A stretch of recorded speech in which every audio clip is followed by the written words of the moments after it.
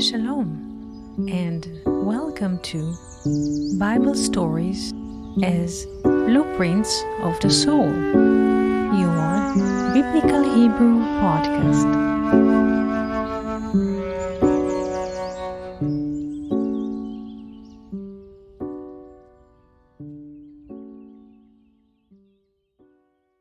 Capacity, it is better now. Yes, now there is, how do you say, the air is quiet. There was a blast of wind, more than 100 kilometer per hour, non-stop, days and night. Wow. And yes, and people close like windows and how do you say, those blinds, but the wind was so strong that it moves through the house. The Yes. wind, yes, like in the movie, if you have seen the Wizard of Oz, you always let Yes. little opening for this. The storm was moving through the house. It doesn't matter what we did. There was a great sound. The waves were very, very high, very, very high, and it covered part of the shore. Wow. The water managed to arrive to the promenade. Yes, and how do you say? Our flights were cancelled. It was. They say the how do you say? People from the weather report, they say this is unusual that this area gets such a front and such strong wind for so long time that even objects were flying in the air. Just Yes. It it yes, it, just it these events is been happening around here as well, yes, Uh, many times we had last year things like this in the office where I work. It's interesting because it's a high building and we have like a shutter, but the shutter is inside, yes, I don't know how to say. It is not to the outside, it's to the inside, let's say, area. It stays in between the windows, like to give privacy to people, and it starts to tremble, to beat against the window. And I just to share one event. So the building was shaking. It was not it was not an earthquake. It was only the wind. And I went to the office, let's say, of my colleague, to the room that my colleague works, and he was with his feet above the table, let's say, on the table, and I found that quite strange, what he's doing, and I enter his room and asked what is going on. You feel so relaxed. Uh, are you not scared with the wind? And he said, "Really, is the wind? I thought that I was having a heart attack, and I was calling here." He was really thinking that he was having a heart attack because he lost the sense of the space, because of the trembling. And he thought he was having a heart attack. So it was funny at the time, but it is crazy. And 72 hours is beyond what we passed through here. It is I don't know how to support 72 hours of hard wind. So take care.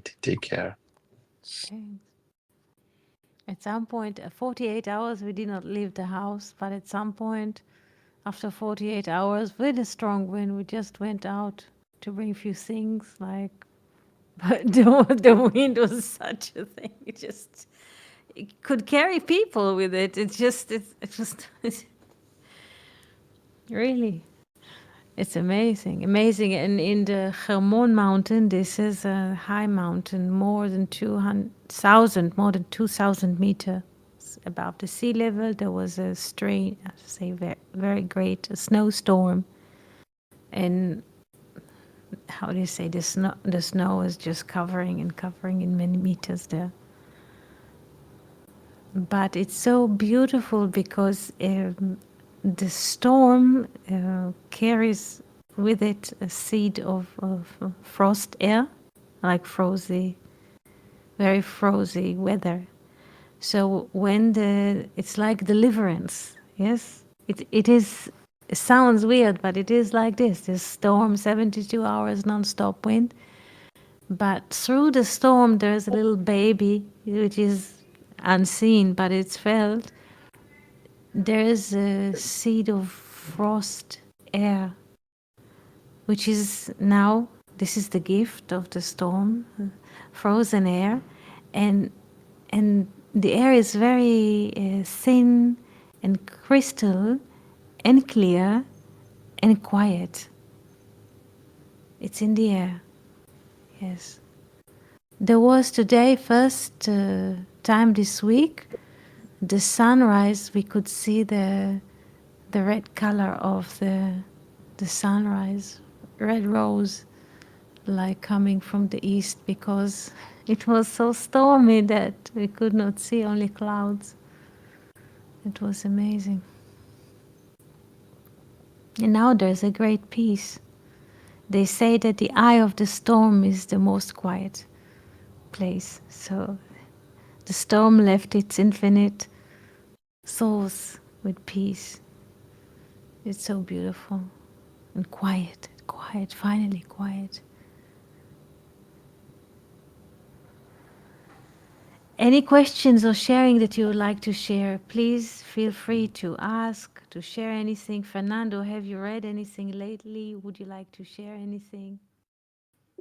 Yes, I think that I can bring up a question, Eti, maybe, that is about the Shovavim. Yesterday we Mm-hmm. were talking about this, you know, Yes. and uh, and I was wondering, Eti, like the plagues and all these ideas, um, and I remembered a beautiful chapter from that book that you mentioned once, the Curse of Miracles, which he speaks that it speaks that you cannot correct something from the ego. You cannot correct ego from the ego, the ego mind from the ego mind. Mm-hmm. And I was thinking about this, we have this story, it's a lore about the pharaoh that he was always trying to correct things with more power from ego to the ego. And now, in one hand, I was thinking about this. That is quite, it can be illustrated in a beautiful way. But I was also thinking, in the other hand, about the concept of tikkun. That usually we think about tikkun as, if we take an orthodox point of view, you can think, oh, I need to do this and that, and to perform a mitzvot, and so on and so forth. And this is the ego trap, because it's not about this. The action happens, right? You just need to be open. Mm-hmm. uh, so you do not have to seek the the good deed, let's say. So uh, I don't know, what do you think about this topic and about this Shovavin as well? Uh, if you could share some thoughts, I will be glad. Thank you, Fernando, for the question. Shovavim is abbreviation of 6 weekly portions, which are coming one after the other. Those are this. Those are the 6 weekly portions of the book of Exodus. Shovavim is abbreviation of Shmot, Vayere, Bo, Beshalach, Yitro, Mishpatim. So let's write them here. Shmot. Let's write it here in Hebrew. Let's change it here. Shmot, Vayere, Vayera, Bo, Beshalach, Yitro, and Mishpatim. Those are the 6 weekly portions, which are coming one after the other. So the question is, Fernando, what is Shovavim? What is Shovavim, the word? Yeah, What yeah, does it yes. mean? I was the question. I'm sorry, I shared just some random thoughts. We have the plagues in Egypt and we have the Exodus, right? So Mm-hmm. from this episode, we have like the Exodus, and the Exodus we have the Shovavim, this journey through the desert, right? All these Right. portions about this, and we have this process of tikkun, like uh, the separation from the Egypt mind, from the all that we bring from this material realm to enter in the promised land, right? Yes. So I was thinking, in one hand, from the I'm sorry that I put many thoughts from this leaving the Egypt, this from leaving this ego mind that is portrayed as the Pharaoh, you know, Yes. but also this tikkun that we seek, let's say, somehow. We cannot make it through the ego mind. We cannot do it through the ego mind, like people seeks to do some mitzvot.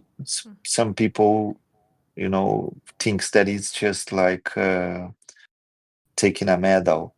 You know, if I perform all the mitzvot, so I will enter in the promised land, or so on, or you know. So I was thinking about this journey through the desert, where the people of Israel had to take the camp or leave the camp according to what comes from the sky, what comes from the higher. That is not from what they wishes, but from what comes from the higher, you know. Yes. Yes. Yes. This was the thoughts. So, what do you think about this journey, Eti? About this tikkun, about this shovavim? Uh, Shovavim is only an abbreviation that helps us to remember the orders of the weekly portions. So it's like notarikon that helps us to remember the 6 weekly portions of the book of Exodus, Sefer Shmot. So, but Shovavim also means in Hebrew children that are playing and they're making all kinds of tricks and they hope that nobody will catch them and nobody will see them. I don't know how to say this in English, but Shovav is a kid that makes all okay. kinds of tricks and he laughs, but nobody will see me. Nobody, no. Just I was just joking or so. So this is one you can look at it as Okay. poetically Yamim Shovavim. But what regarding to what you were saying about the Course of Miracles, self cannot get out of self,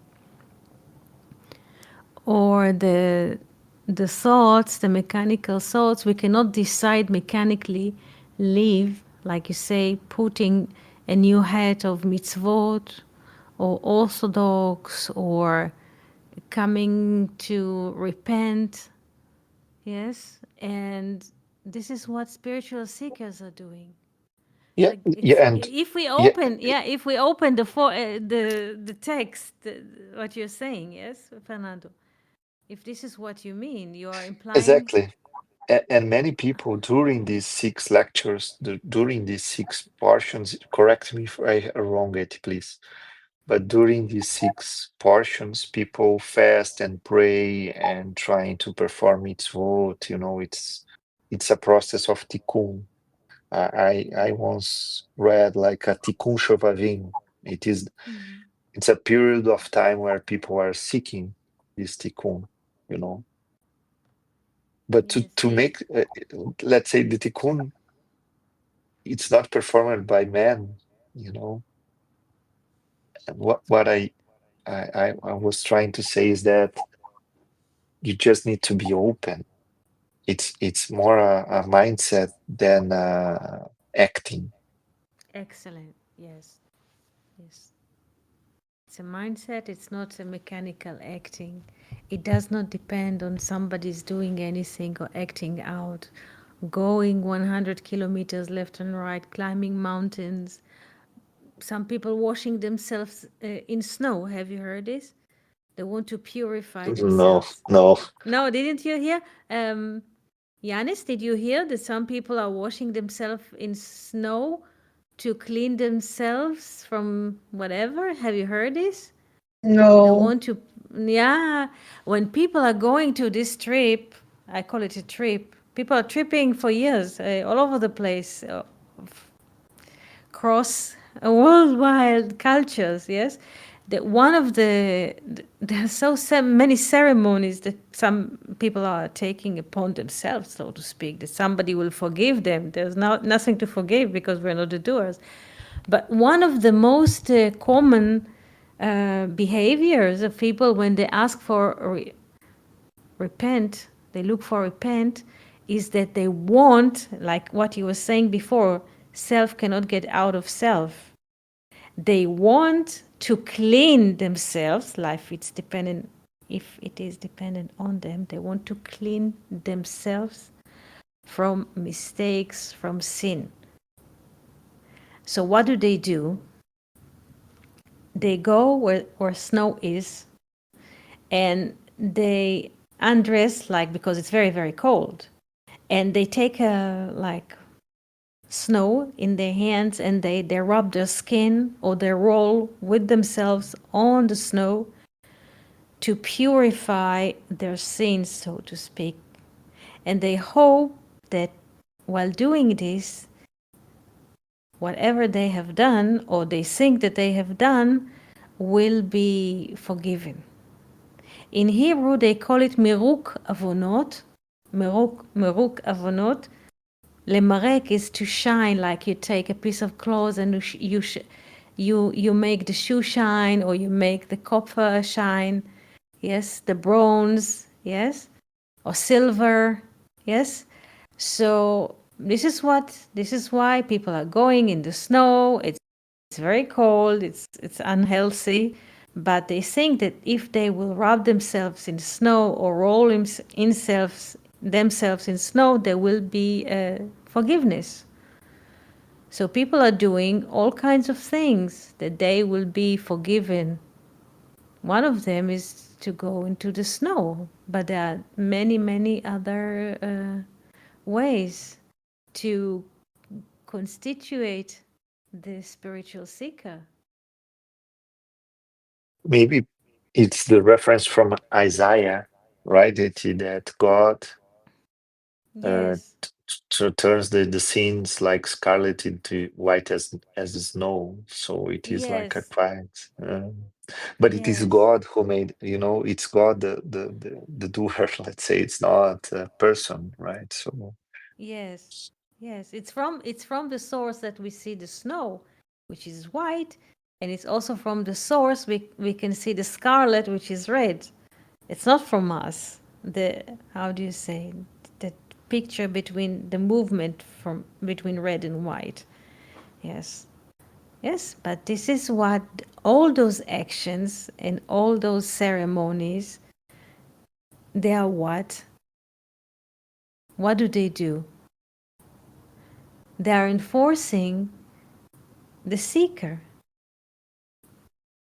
Yes, when people are participating in those ceremonies, the ceremony is just enforcing the existence of the seeker, or of the sinner, the concept of the sinner.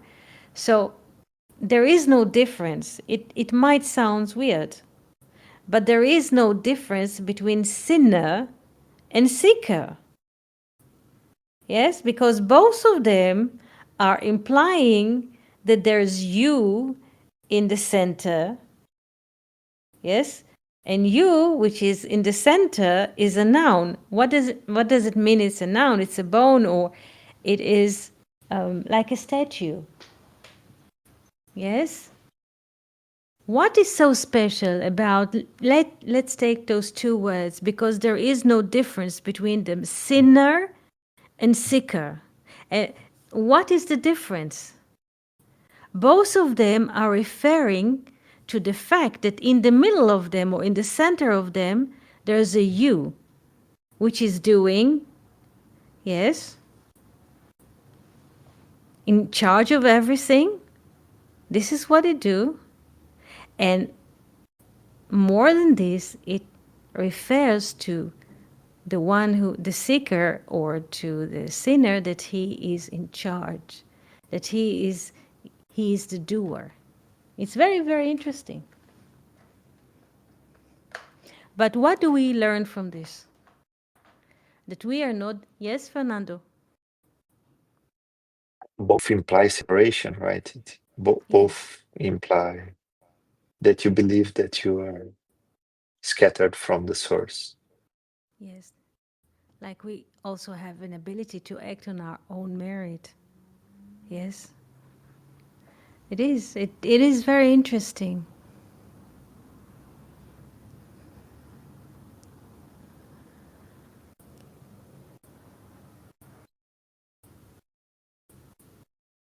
We are not nouns. What do I mean by nouns? In Hebrew, etzim, like a table. We don't have a rigid form.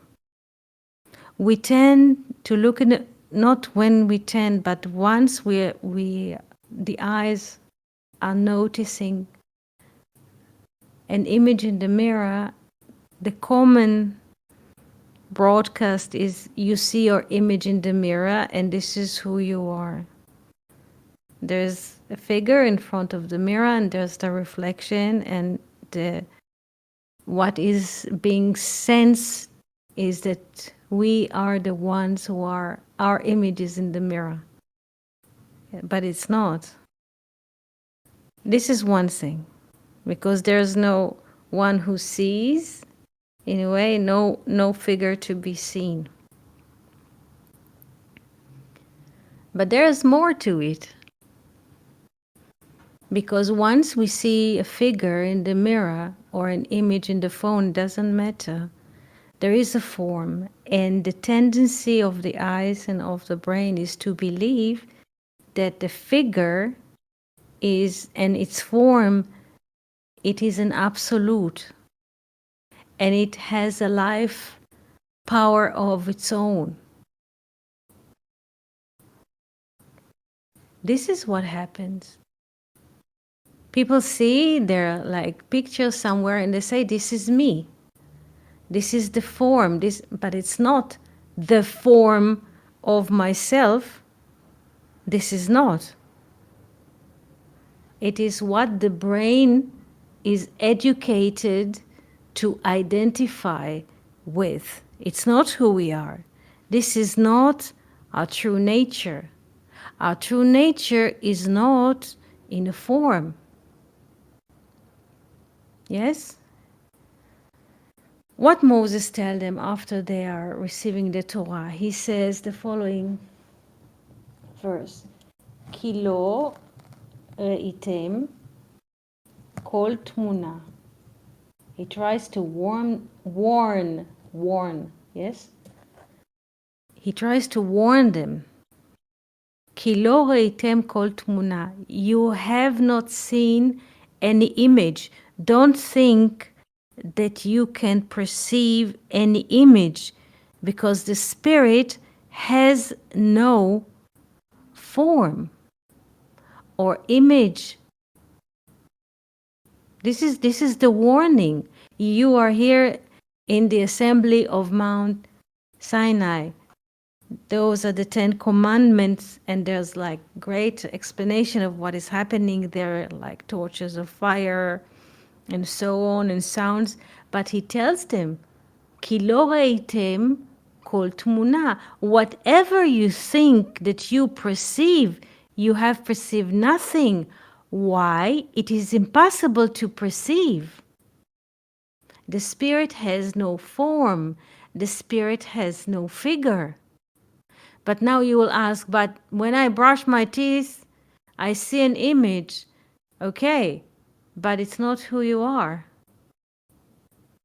And people pay a lot of attention of how they look. They inject all kinds of things to look better.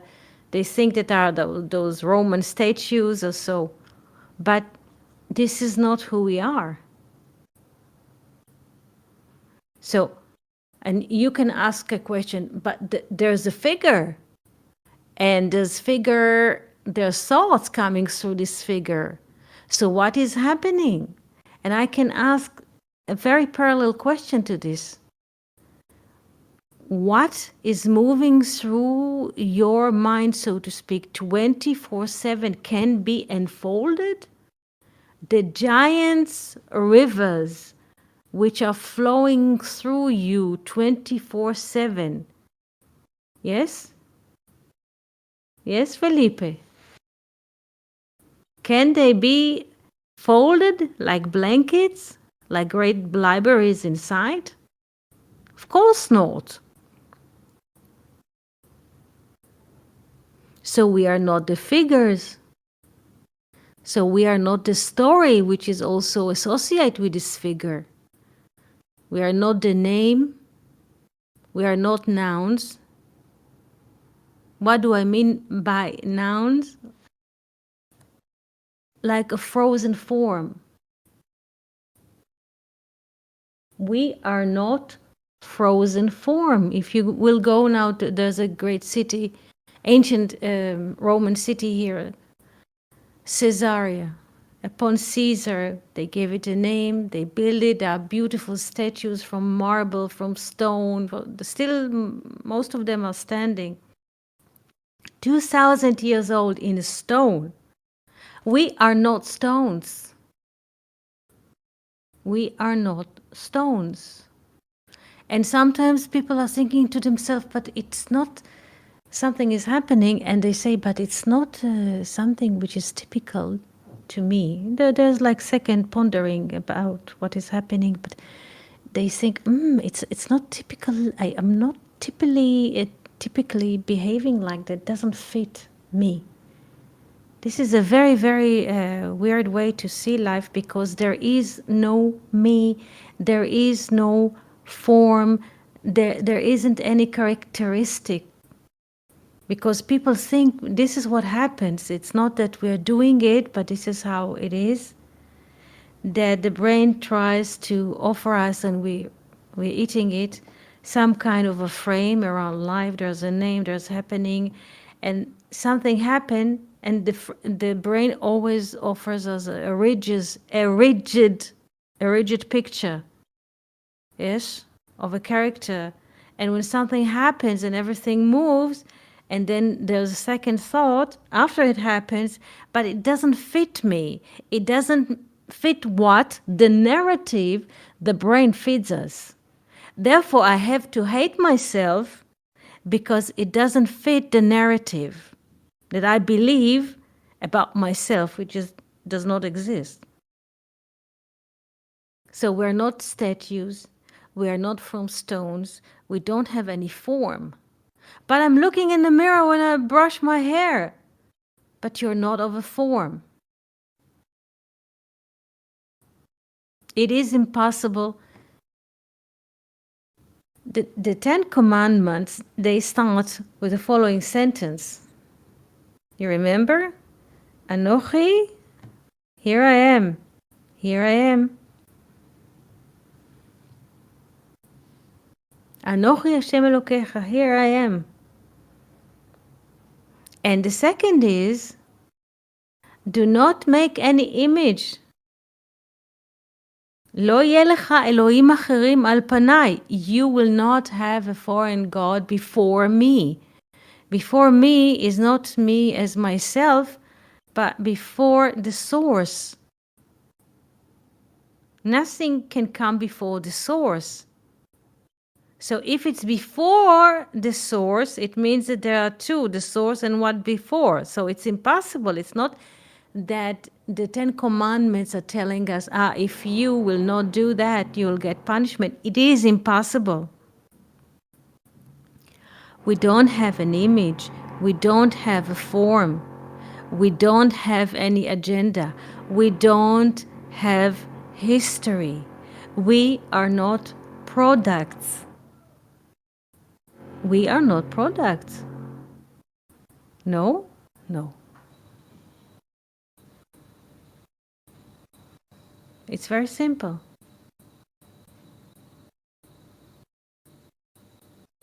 We don't have any image. Therefore, why to worry about self-image? Because people are they have much concern about their personal image or self-image. But we don't have any image. Why to be concerned about it? Why?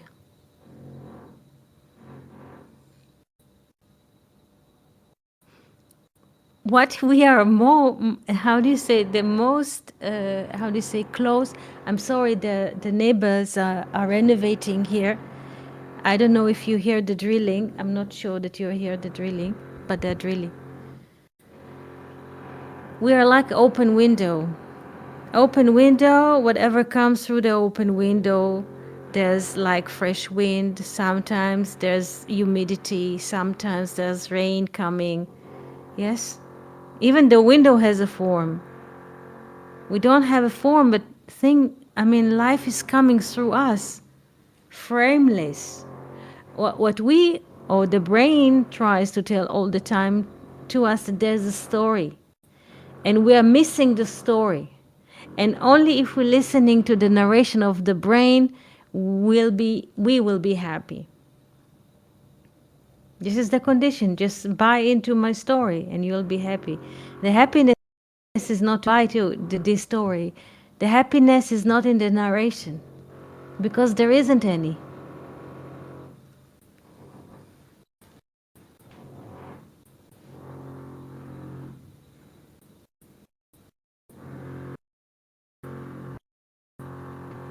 We don't have image. We don't have center. We are not a story. We are not a name. We are not a figure. It's very simple.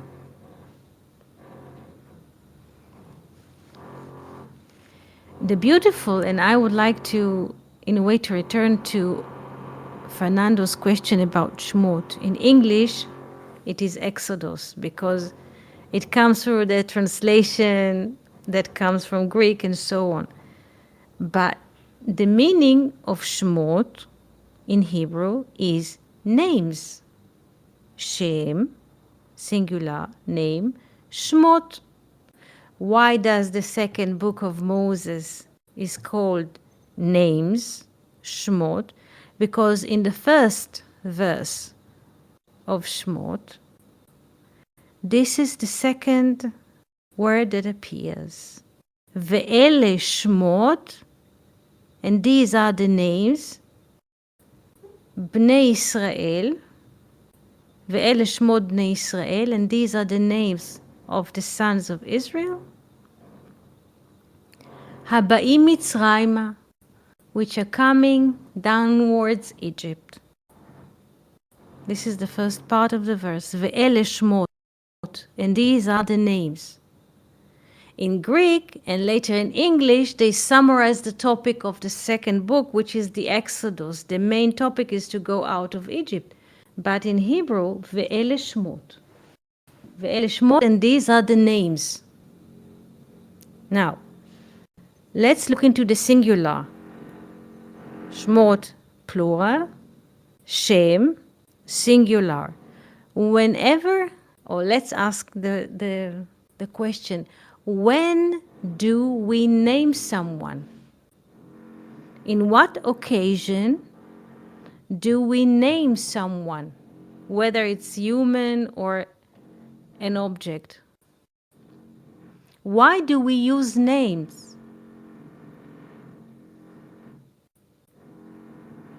Why do we use language? It means that already, if there's a name, there's a separation. Do you see the connection between names, Egypt, and the Exodus?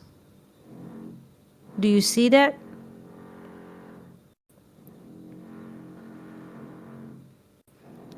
If someone has a name, it means there's already a veil of separation. Yes? Ve'ele shmot. Yes. Fernando, would you like to say something about it?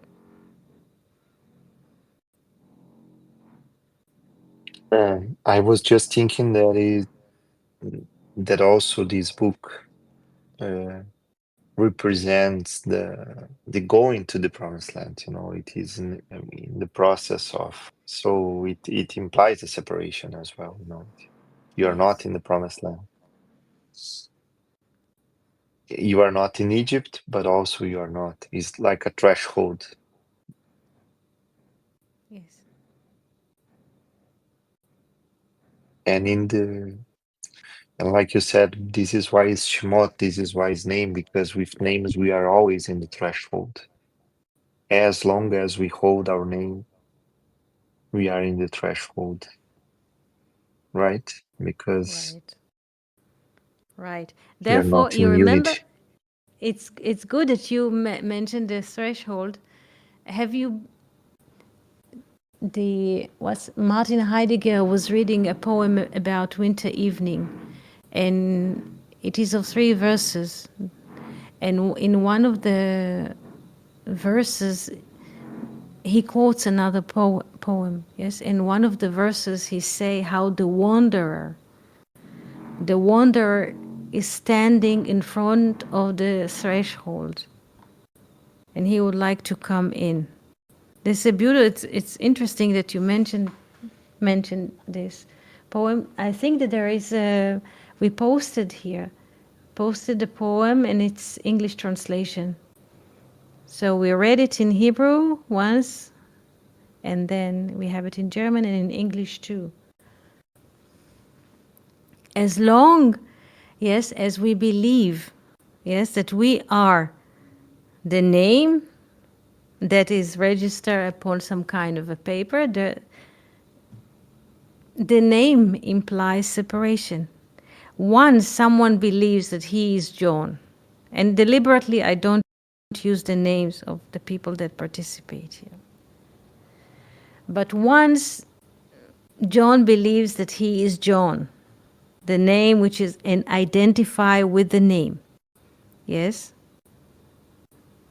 it implies a separation, a separated story from the whole life which is going on and happening all the time. Yes, of course, if somebody is walking now and somebody will call John and he will turn his head towards, there is still, and we cannot prevent it because it's mechanical, the brain will always turn when the name is mentioned. Yes? The body mind is still identified with the name. It doesn't matter which name. But this is external. Yes? The identification of the brain with the story, with the name, it's mechanical. It's a product. It's external.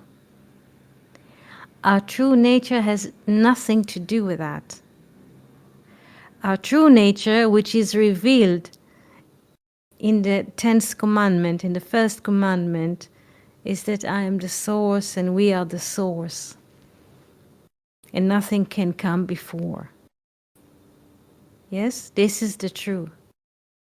Because we were taught, or we were told that we were born and we have a name. The story about a birth and having a name is a later addition. This is the how do you say, this is the product of the matrix. This is not who we are. And sadness and depression comes from the association with the product, with the name, with the story, with the mechanical happening. This is what the brain all the time produces. This is what it does. But this is not who we are, and this is the great revelation. Therefore, the sages are saying again and again, why to start the Torah with Bet, with Bereshit, with duality? Why to start a story with two? The sages ask and offer another beginning.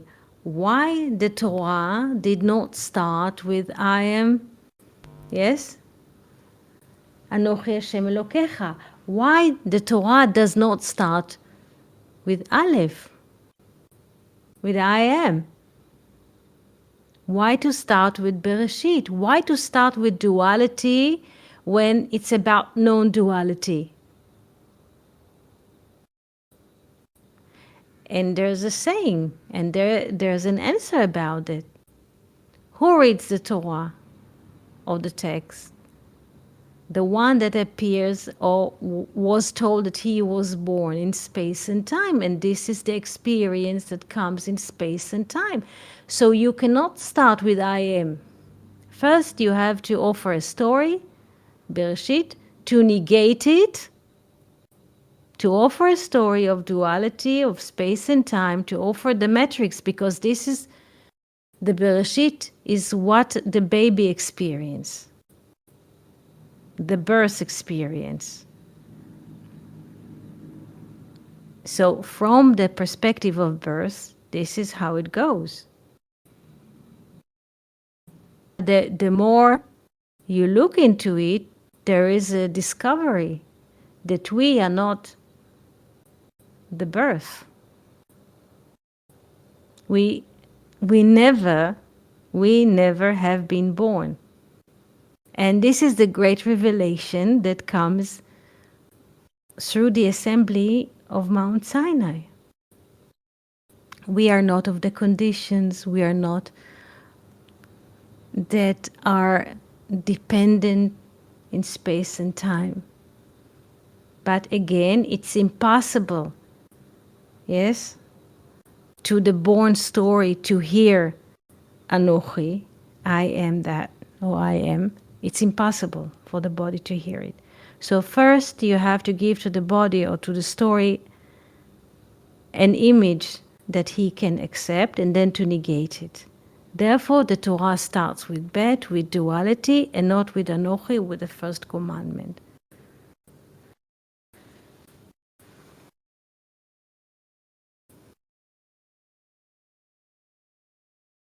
Questions, Fernando? Yanis, Felipe? You're most welcome. And there's no one needs to forgive you or us, forgive us about anything. There's nothing to forget. We are not the doers. Life are being lived through all of us. Yes? Life is being lived. And with this beautiful message, I would like to thank you for your participation today, Yanis, Fernando, and Felipe. Wishing you all the best and hope to see you soon on Saturday. Have a good season. Take care. להתראות. Thank you, Eti. Lihitraot. Thank you, friends. See you soon. Thank you. See you soon.